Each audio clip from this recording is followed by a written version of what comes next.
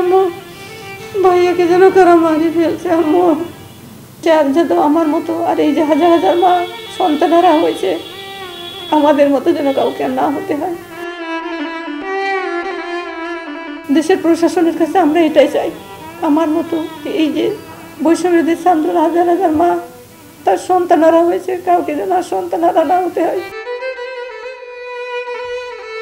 আপনার এই মৃত্যুর 5 বছর পূর্ণ হলো। 2019 সালের 6 অক্টোবর সকাল 9টায় আমাকে বাসে উঠাই দিয়ে আসছিলাম। বাসে উঠাই দিয়ে আসার পরে অনেকবার ফোন দিয়েছিলাম, কখনো বলছিল আম্মু সিরাজগঞ্জে, কখনো বলছিল টাঙ্গাইল। যখন আসলে নামাজের আজান হয় তখন ওকে ফোন দিয়েও ফোন ধরে না।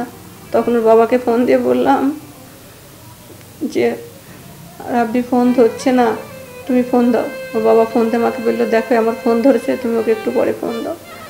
ফোন দিলাম, তখন ফোন ধরে বলছে আম্মু আমি এখনই হলে ঢুকলাম। আমি বললাম আব্বু তোমার সাথে খাবার দিয়েছি, তুমি হাত মুখ দিয়ে নামাজ পড়ে খেয়ে নাও। এইটাই ছিল ওর সঙ্গে আমার শেষ কথা। রাত্রি 11টার দিকে আমি ওকে 2বার ফোন দিই, কিন্তু আমার ফোন রিসিভ করে না। আমি তখন ছোটো ছেলের কাছে এসে বললাম আব্বু ভাইয়া ফোন ধরছে না, তুমি ফোন দাও তো। ও তখন ফেসবুকে ঢুকে বললাম আম্মু ভাইয়া ফেসবুকে অ্যাক্টিভ আছে। তখন তো ও জানে না যে ওর ফেসবুকে কারা নিয়ে অ্যাক্টিভ আছে। আমিও বুঝতে পারি নাই যে এখন মৃত্যুর সাথে পাঞ্জাল হচ্ছে, এখন ও মারছে, তখন তো আমিও বুঝতে পারি নাই। কিন্তু যখন ফজরের নামাজ পড়তে উঠছি, উঠে সুন্নত 2 রাকাত পড়েছি, ফজর পড়ি নাই, ফরজ পড়ি নাই, তখনই ফোন বেজে উঠলো। আমি ভাবছি আমার ভাইয়ের ছেলে একজন মারা গেছে, দেখতে যাব, সেই জন্য হয়তো ফোন দিয়েছে।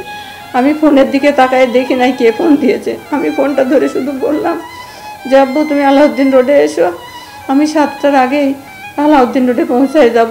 ওখান থেকে সবাই 8টায় মাটি হবে, আমরা তার আগেই চলে যেতে পারবো। তখন ওই পাশ থেকে বলছে যে হ্যালো আপনি কে বলছেন? তাহলে আপনি কে? বলছে আপনি কি আবরারের মা? তাই বলে হ্যাঁ আমি আবরারের মা। আপনি কে? তো বলছে আপনার বাড়ি কোথায়? আমি বলছি এই তো আমার বাড়ি কুষ্টিয়া। বলছে না আবরারের বাড়ি তো দৌলতপুরে। আমি বললাম না আবরারের বাড়ি দৌলতপুরে না, আমি আবরারের মা বলছি। আমার বাড়ি যে মাহবুবুল্লাহ হানিফের বাড়ির পিছনে। আমি তখন এই কথাটা ওদেরকে বলেছিলাম। তখন বলছি যে কি হয়েছে? তো বলছে আবরার অসুস্থ। তাই বললাম কি বলেন? ও তো কাল রাত্রে আমার কাছ থেকে গেছে, ও তো কয়েক ঘন্টাও হয়নি, কি হয়েছে ওর? তখন ওর বাবা আমাকে বলছে কে কি বলছে তোমাকে? আমি বললাম দেখো তো এরা কি বলে, রাব্বি নাকি অসুস্থ। তখন ওর বাবা ফোন ধরলো, আমি উঠে এসে ঘরে এসে ছোটো ছেলেকে ডাকলাম, বললাম আব্বু ভাইয়া নাকি অসুস্থ, দেখো তো কে ফোন দিয়ে কি বলে। তখন আমার ছোটো ছেলে আমার সাথে ওই ঘরে যে মোবাইল ফেসবুকে দিয়ে বলছে আম্মু ভাইয়া নেই।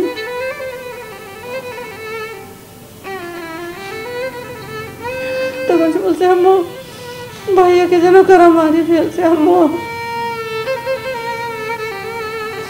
তারপর সকাল হয়েছে, তারপর একের পর এক দেখতে দেখতে এই 7 তারিখ সকালে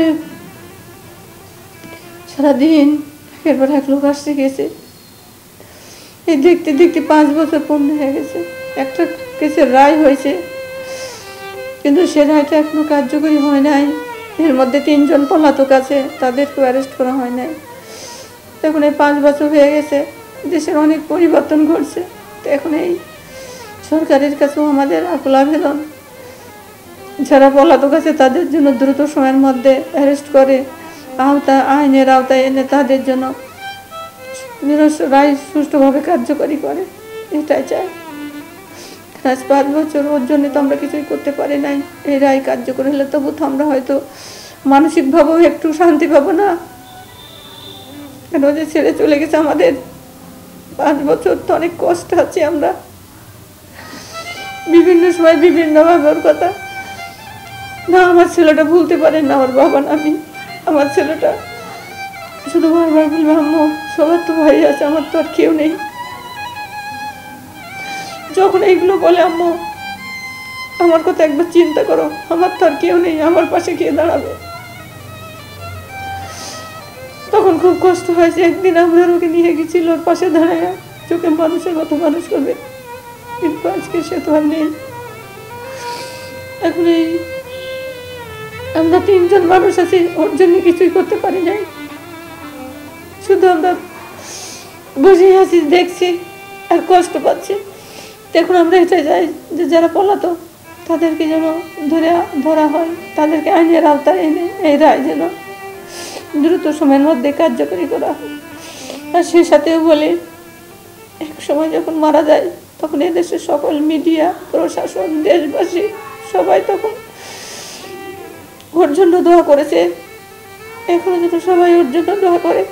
সেই সাথে যারা এই জীবনের আন্দোলন মারা গেছে, আল্লাহ যেন তাদেরকেও জান্নাতবাসী করে, আর তাদেরও যারা মারেছে তাদের জন্য শাস্তি হয়। আমরা এটাই চাই।